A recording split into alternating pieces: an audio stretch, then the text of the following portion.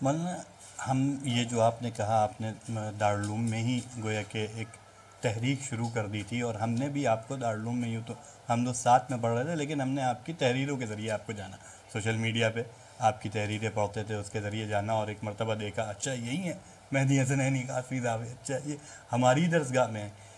تو یہ جو صلاحیت آپ کے اندر لکھنے کی پیدا ہوئی صلاحیت، جو آج کل کے طلبہ ہیں ان کو اگر اپنے اندر یہ صلاحیت پیدا کرنی ہو کہ مضمون نگاری آ جائے، لکھنے کا سلیقہ آ جائے، وہ کیا کریں اس کے لیے؟ دیکھیے، اصل میں کچھ چیزیں تو اللہ تعالیٰ کی طرف سے انسانی فطرت میں دے دی جاتی ہیں، اور کچھ چیزیں ہیں جو کسبی ہوتی ہیں۔ جی اس سلسلے میں اگر میں اپنی ذاتی تجربے کی روشنی میں بات کروں تو سب سے پہلی کتاب جو میں نے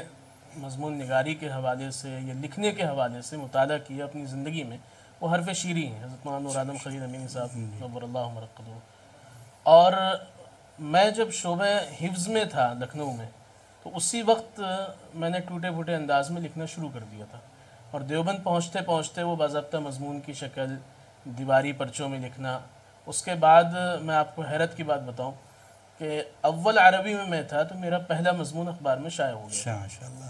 اور وہ میرے لیے اتنا خوشی کا مقام تھا کہ میں پورے دن ساتھیوں کو، اس وقت دیوبند میں 1.5 یا 2 روپے کی چائے ہوا کرتی تھی، تو میں نے کئی لوگوں کو چائے پلائی کہ میرا آج مضمون شائع ہوا ہے۔ اور سوم عربی تک پہنچتے پہنچتے، بلکہ چہارم میں،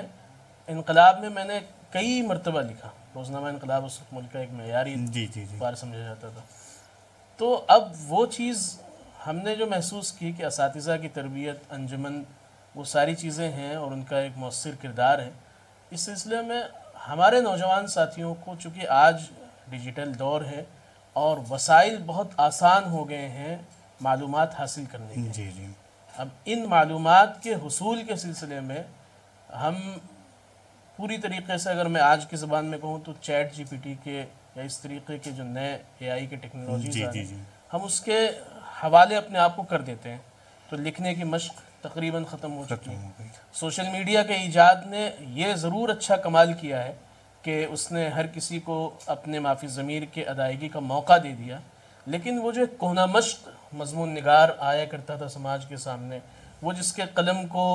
لوگ عش کرتے تھے پڑھ کر، اور وہ جس کے مضمون کے انتظار میں لوگ رہا کرتے تھے، جن لوگوں کا نام ہم پڑھتے ہیں اپنے جی بزرگوں میں سے اور ملک کے اچھے بڑے ادباء اور قلمکاروں میں سے، آپ ان کے بارے میں پڑھیں گے تو انہوں نے کئی 100 مضامین لکھ کر کٹ کر دیے۔ یعنی ان کی مشق کی یہ جی جی انتہا تھی کہ وہ رف کرتے تھے اور پھر پھاڑ کر پھینک دیتے تھے، پھر لکھتے تھے، پھر پھاڑ کر پھینک کر دیتے تھے۔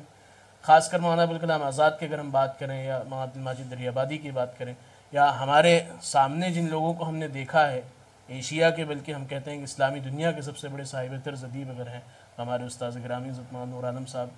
خلیل امینی نور اللہ مرقدہ جی ہیں، یا موجودہ وقت میں ہم اپنے اساتذہ میں سے کئی ایسے لوگوں کو دیکھتے ہیں جن کا قلم ماشاءاللہ اس وقت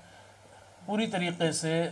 علمی اور ادبی دنیا پر راج کر رہا ہے۔ تو انہوں نے بہت محنت کی ہے، بہت کوشش کی ہے، مضمون نگاری کو سیکھا ہے کسی استاذ کی موجودگی میں، کسی استاذ کے سامنے، اور اس طریقے سے انہوں نے مضمون کے کسی ایک صنف میں اپنے آپ کو باندھا ہے۔ تقریباً 11 سے 12 اصناف ہوتے ہیں، ان میں سے کسی ایک صنف میں انہوں نے اپنے آپ کو قید کیا ہے۔ جی اب ہم لوگ کیا کرتے ہیں، ہمارا جو دور ہے ہم نوجوانوں کا، تو ہم لوگ یہ سمجھتے ہیں کہ ہم بیک وقت کالم نویس بھی ہو جائیں، ہم مضمون نگار بھی بن جائیں، ہم شعری اور نثری اصناف پر بھی ہاتھ آزمائیں، ہم کہانی بھی لکھ دیں، تو یہ تو نہیں ہو پائے گا۔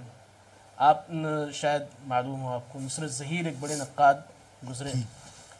روزنامہ انقلاب میں ان کے کالم ہم لوگ بڑے انتظار کے ساتھ پڑھتے تھے، یا موجودہ وقت میں جو ہمارے کئی اچھے قلمکار ہیں، تو انہوں نے اپنا ایک صنف طے کیا ہے۔ ہمارے نوجوان ساتھیوں میں سب سے بڑا مسئلہ یہ ہے کہ وہ لکھنا شروع تو کرتے ہیں، وہ چونکہ اصول سے عاری ہو کر لکھنے کی مشق کرتے ہیں، تو وہ صنف نہیں طے کر پاتے، تو پھر تخصص نہیں ہو پاتا، اسپیشلائزیشن نہیں ہو پاتی اس میں۔ نتیجہ یہ ہوتا ہے کہ وہ ہر طرف سے بس معلومات اکٹھا کریں گے اور اس کو سوشل میڈیا کے کہیں حوالے سے کر نہیں دیں لے گے۔ پاتے۔ تو پہلے مشق اور پھر مشق، اس کے بعد پھر صنف کی تعیین، اور پھر ایک صنف میں ہاتھ آزمانا، اور اسی پر کہنہ مشق ہو جانا، اور پھر دھیرے دھیرے میدان آپ کا ہے۔ جزاک اللہ مولانا، آپ نے بہت قیمتی باتیں بتا دی، ہمارے اس پوڈ کاسٹ کو سننے والی ایک بڑی تعداد طلبہ کی ہے۔ مجھے پوری امید ہے انشاءاللہ طلبہ آپ کی اس گفتگو سے بھرپور رہنمائی حاصل کریں گے۔